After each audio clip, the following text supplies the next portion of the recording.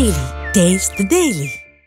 Red దొంగల్ ఎస్ వైసీపీపై నిప్పులు చెరిగారు AP deputy CM Pawan Kalyan. 5 ఏళ్ల వైసీపీ పాలనలో ఎర్రచందనం స్మగ్లింగ్ విపరీతంగా జరిగిందని ఆరోపించారు పవన్. 10 లక్షల కోట్ల విలువైన ఎర్రచందనం దొంగల్ని కొట్టేశారన్నారు Pawan Kalyan. Red sandal smuggling ని అరికట్టడానికి కూటమి సర్కార్ పటిష్టమైన చర్యలు తీసుకుంటోంది అన్నారు. తిరుపతి జిల్లాలోని మాముండూరు అటవీ ప్రాంతాన్ని, మంగళంలోని ఎర్రచందనం గోదామును పరిశీలించారు డిప్యూటీ సీఎం పవన్ కళ్యాణ్. తిరుపతి జిల్లా కలెక్టరేట్లో అటవీ అధికారులతో సమీక్ష నిర్వహించారు. ఎర్రచందనం చెట్టు వెనుక ఆధ్యాత్మిక చరిత్ర ఉందన్న పవన్ ఆ చెట్లను కొట్టి పాపం మూటగట్టుకోవద్దన్నారు. వైసీపీ హయాంలో భారీగా ఎర్రచందనం స్మగ్లింగ్ జరిగిందన్నారు పవన్ కళ్యాణ్. రెడ్ శాండల్స్ ఎర్రచందనం స్మగ్లింగ్ ఒకటి ఇది నా దృష్టిలో ఉంది. గత 14 నుంచి 19 వరకు ఒక విధానంలో ఉంటే 19 నుంచి 24 వరకు చాలా విపరీతమైన ఎర్రచందనం స్మగ్లింగ్ జరిగింది. శేషాచలం అడవుల్లో స్మగ్లర్లు దాదాపు 2 లక్షల ఎర్రచందనం చెట్లు కొట్టేశారన్నారు డిప్యూటీ సీఎం.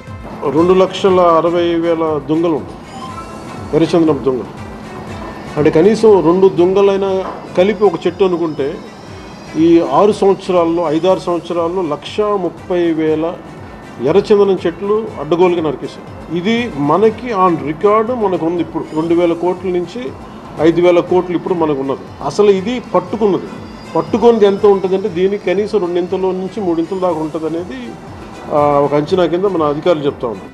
గత ప్రభుత్వ పాలనలో ఏపీలో 10 లక్షల కోట్ల వరకు ఎర్రచందనం స్మగ్లింగ్ జరిగిందన్నారు పవన్ కళ్యాణ్. కూటమి ప్రభుత్వం అధికారంలోకి వచ్చాక ఏపీకి సంబంధించిన ఎర్రచందనం ఎక్కడ దొరికినా ఏపీకి ఇచ్చేలా ఒప్పందం జరిగిందన్నారు పవన్ కళ్యాణ్.